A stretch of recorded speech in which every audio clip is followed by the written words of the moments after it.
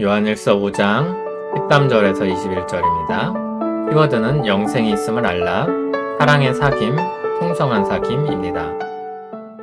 내가 하나님의 아들의 이름을 믿는 너희에게 이것을 쓰는 것은 너희로 하여금 너희에게 영생이 있음을 알게 하려 함이라. 그를 향하여 우리가 가진 바 담대함이 이것이니 그의 뜻대로 무엇을 구하면 들으심이라. 우리가 무엇이든지 구하는 바를 들으시는 줄을 안즉 우리가 그에게 구한 그것을 얻은 줄을 또한 아느니라. 누구든지 형제가 사망에 이르지 아니하는 죄 범하는 것을 보거든 구하라. 그리하면 사망에 이르지 아니하는 범죄자들을 위하여 그에게 생명을 주시리라. 사망에 이르는 죄가 있으니 이에 관하여 나는 구하라 하지 않노라. 모든 불의가 죄로 돼 사망에 이르지 아니하는 죄도 있도다. 하나님께로부터 난 자는 다 범죄하지 아니하는 줄을 우리가 아노라. 하나님께로부터 나신 자가 그를 지키심에 악한 자가 그를 만지지도 못하느니라. 또 아는 것은 우리는 하나님께 속하고 온 세상은 악한 자 안에 처한 것이며, 또 아는 것은 하나님의 아들이 이르러 우리에게 지각을 주사 우리로 참된 자를 알게 하신 것과, 또한 우리가 참된 자 곧 그의 아들 예수 그리스도 안에 있는 것이니 그는 참 하나님이시요 영생이시라. 자녀들아, 너희 자신을 지켜 우상에게서 멀리하라. 아멘. 요한일서의 결론입니다. 13절은 이 편지를 쓰는 목적을 밝힙니다. 하나님의 아들의 이름을 믿는 사람들이 영생을 가지고 있음을 알게 하려 함이라고 했습니다. 이렇게 하면 영생을 얻는다는 것이 아니라 믿는 자에게 영생이 있음을 알게 하려 함이라고 했습니다. 그래서 자꾸 선언적으로 말하고 있습니다. 믿는 자는 사랑한다. 믿는 자는 세상을 이긴다. 믿는 자는 생명이 있다. 우리 안에 역사하시는 하나님에 대한 확신을 가지고 사도 요한이 그것을 증거하는 것입니다. 복음이 얼마나 풍성한 의미를 담고 있는지, 우리가 얼마나 큰 부요를 얻었는지 말하는 것입니다. 복음이 복음이라는 것을 알리는 것입니다. 요한복음 20장 31절은 예수님을 믿고 그 이름을 힘입어 생명을 얻게 하려 함이라고 했습니다. 그리고 그 후속편이라고 할 수 있는 요한일서에서는 신자들을 향해 말합니다. 신자들이 받은 복음의 은혜가 있다는 것을 알라는 것입니다.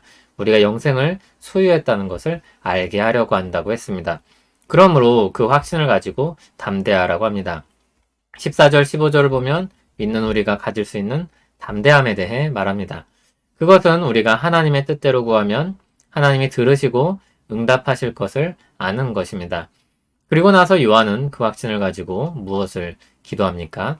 그 담대함을 가지고 무엇을 구합니까?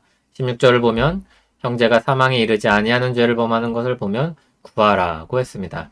형제를 위해 기도하는 것입니다. 그러면서 사망에 이르는 죄도 있다고 했습니다. 그것에 대해서는 기도하라고 하지 않겠다고 합니다. 사망에 이르는 죄는 결국 복음에 대한 거부입니다.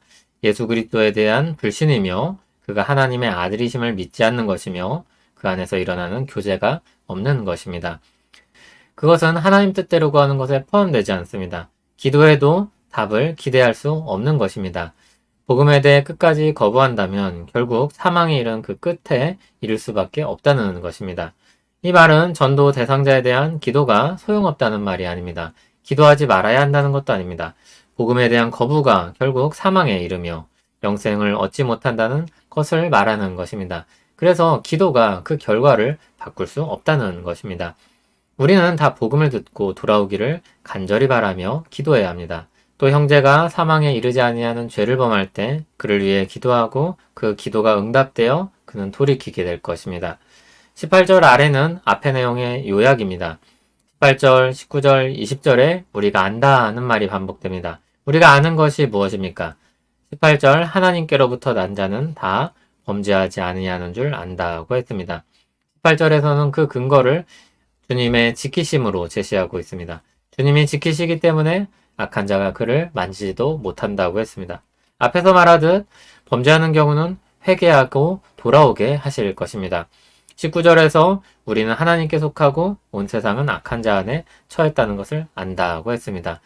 신자는 하나님께 속하여서 그 갈등 속에서 보살핌을 받습니다.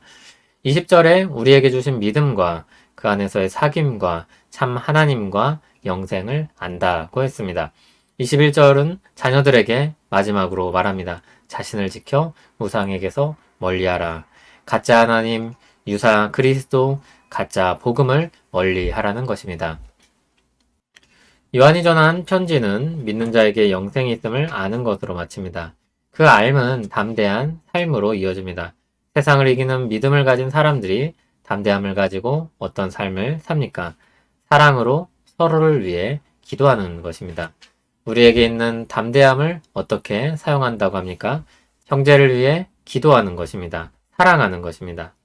그리고 마지막으로 세 가지를 요약하며 강조하고 있습니다. 첫째, 하나님이 우리를 지키십니다. 둘째, 우리가 하나님께 속했고 세상은 그렇지 않습니다. 그래서 갈등이 일어납니다. 셋째, 우리에게 믿음과 사귐과 하나님과 영생이 있습니다. 그것으로 우리는 세상을 이깁니다. 그러한 것들은 이미 복음 안에 주어졌던 것입니다. 요한은 그것을 믿는 자들에게 말하고 있습니다. 이미 처음부터 들었던 것입니다. 복음 안에 처음부터 들어있던 것입니다. 새로운 것이 아닙니다. 이것을 알게 한다는 의미는 새롭게 그것을 배워서 알라는 것으로 볼 수도 있지만 다시 그것을 기억하고 새기라는 의미로 읽을 수도 있습니다. 복음으로 이미 들었던 풍성함의 내용들을 살다 보면 잊고 살기 쉽습니다.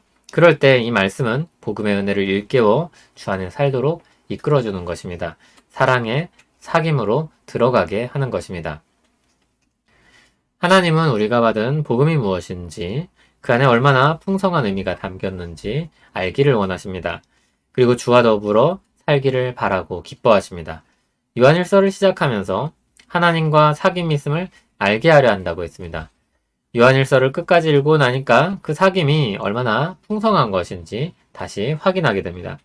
요한복음 10장 10절에서 주님이 말씀하시길 주님이 오신 것은 생명을 얻게 하고 더 풍성히 얻게 하려는 것이라고 했습니다. 사도 요한은 그 풍성함에 대해 말하고 있는 것입니다. 사도 요한은 그 풍성함이 하나님과의 사귐 속에서 주어진다고 말하고 있습니다. 그것을 알고 그것을 경험하라고 말합니다. 그것은 사도 요한의 바람일 뿐만이 아니라 하나님의 바람일 것입니다. 하나님의 초청이며 하나님의 사랑의 부르심입니다. 그 사랑의 초청에 응하여 복음의 풍성함을 누리는 우리 되길 바랍니다.